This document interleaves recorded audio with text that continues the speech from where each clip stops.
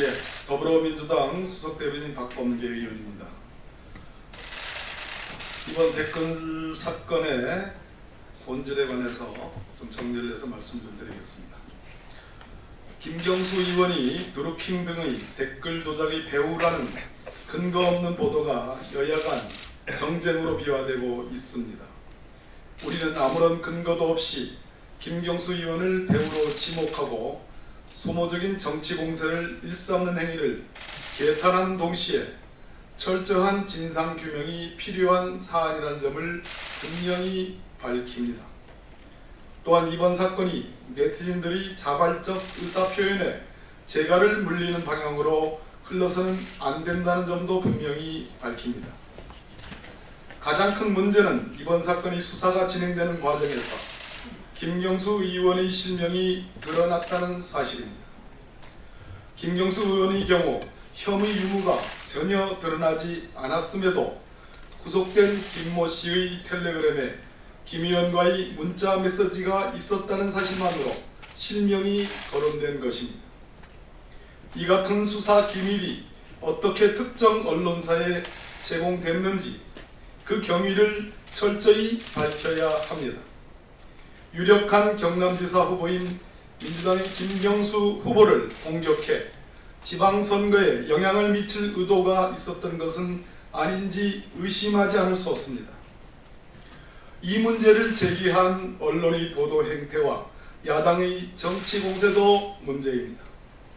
최초 매크로 프로그램을 이용한 댓글 조작의 문제점을 지적하더니 김경수 의원의 이름이 나오면서 지난 대선의 댓글 활동까지 거론하기 시작했습니다.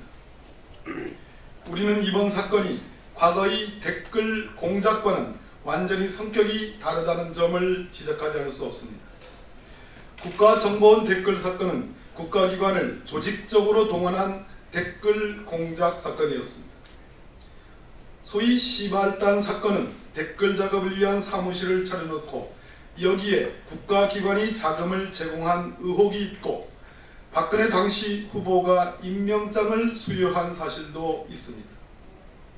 따라서 이번 사건은 국정원 댓글 사건이나 시발단 사건과 비교할 만한 성질의 것이 아닙니다. 또한 우리는 이번 사건이 네티즌들이 자유로운 의견 개진을 문제 삼는 방향으로 흘러서는 안 된다는 점을 지적합니다.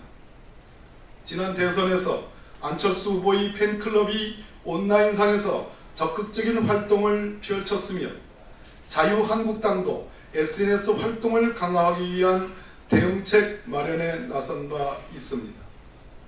지난해 10월 자유한국당 당내 소셜네트워크 서비스 담당자 대상교육 축사에서 홍준표 자유한국당 대표는 SNS 전사를 양성해야 한다고 강조했습니다. 이러한 강조가 어떻게 SNS상에 반영되었겠습니까? 이것도 범죄임을 자인하는 것입니까? 네이버 측에서도 네티즌들이 자발적 댓글 활동을 불법으로 단정하기에는 기준이 명확하지 않다고 지적하고 있습니다.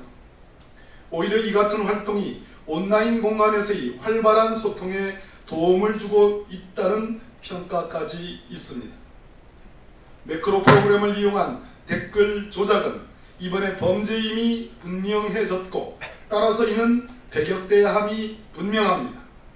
그러나 네티즌들이 적극적 온라인 활동이 위축되는 결과를 가져와서도 안 됩니다. 이상입니다.